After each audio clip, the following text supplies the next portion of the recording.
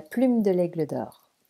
Certains voyages nous ramènent à nous-mêmes, et c'est lorsque nous croyons nous éloigner que nous allons au plus proche de notre vérité.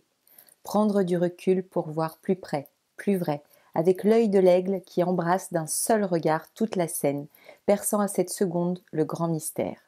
Je suis l'héroïne de cette histoire, celle par qui tout arriva, celle que vous retrouverez à la toute fin et qui vous tiendra en émoi page après page. Je suis la plume, celle du pourquoi et du comment, celle qui relie au monde des esprits, celle qui vous portera au-delà des mers pour révéler son secret. Je suis celle des poètes, celle du temps d'avant, celle des Amérindiens et des traditions, celle qui s'apprête à vous envoler pour un voyage féerique vers la destinée, celle de Julia, belle âme, en quête de son karma, qui cherchera loin les pièces de son puzzle d'identité. Prologue.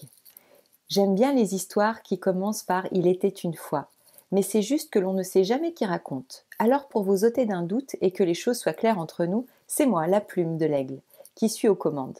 Derrière chaque mot, chaque paysage menant le chemin de l'énigme, fixant la ligne d'arrivée, c'est moi.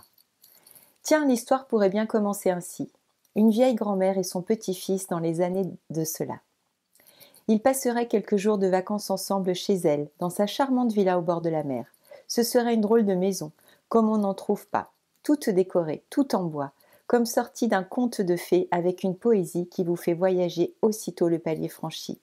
On oublierait le pays, on oublierait l'époque, ça sentirait le parfum des fleurs et du vent, ça respirerait la liberté et la fraîcheur des rêves étoilés. Ici et là des plumes, des pierres, des objets suspendus, des guirlandes et un arc-en-ciel de couleurs douces. Comme si on était dehors mais dedans, tant ça semblerait naturel et vivant. Et puis des totems, des amulettes, du tissu de coton, des peaux de bêtes et des cercles partout. Ce pourrait être la maison du soleil qui aurait épousé la lune, et de leur union serait née la vie, ici, dans le charme et la beauté, la paix et l'harmonie. L'hôtesse aurait la peau bronzée, les yeux d'un noir brillant, c'est une couleur que l'on trouve rarement. Son visage lumineux aux traits détendus afficherait la joie de vivre, d'exister, de savourer les bonheurs de chaque instant, comme il viendrait. On devinerait qu'elle aurait été très belle dans sa jeunesse et son joli sourire en attesterait encore. Paraît même qu'elle aurait eu les plus belles jambes du pays. Elle serait devenue une mamie tendre et malicieuse qui aurait gardé son brin de folie, plus vivante et forte que tant de jeunes filles, créative et si pleine d'élan, à l'écoute toujours et dans l'empathie, immuablement prête à accueillir et soutenir les blessés de la vie. Ah, quelle serait belle la vie ici! Dis, mamie, cette jolie plume accrochée à ton bâton, elle vient de quel oiseau? C'est une plume d'aigle royal, mon chéri. Une plume d'aigle? Mais c'est un animal dangereux, ça. Comment tu as fait pour lui arracher? Oh, mon amour, je ne lui ai pas arraché car je pense qu'il n'aurait pas bien aimé ça. Et j'aurais eu fort à risquer avec son bec et ses serres.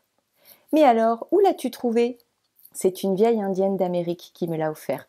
Car pour son peuple, l'aigle est un animal sacré. Il représente la force et la beauté. C'est le roi des oiseaux.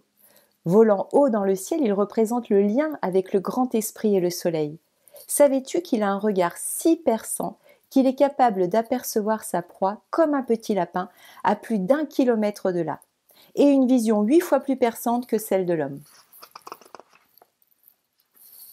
Non. Et à ton avis, quelle taille mesure-t-il? Je sais pas, mais ça doit être très grand, si c'est le roi. Il mesure facilement plus de 2 mètres d'envergure, tu sais. Non, plus grand que moi et plus rapide aussi qu'une voiture lancée plein gaz. Lorsqu'il vole en piqué pour chasser son repas, il peut atteindre les 300 km à l'heure. Oh, mais mamie, alors pourquoi on te l'a donné cette plume? Oh, ça, c'est une longue histoire.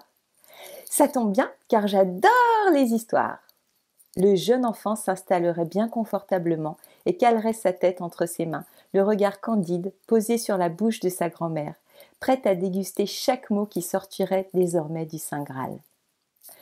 Bon, alors écoute un peu ce qui suit. Par où vais-je commencer? Ah oui, il était une fois. Le jour de mon mariage, de mon second mariage. Tu n'étais pas encore né, bien sûr, c'était il y a un moment déjà. Je vivais là une période assez intense, car à peine les noces célébrées, je partais faire un grand voyage au bout du monde. À cette époque, je n'étais pas encore tout à fait mûre.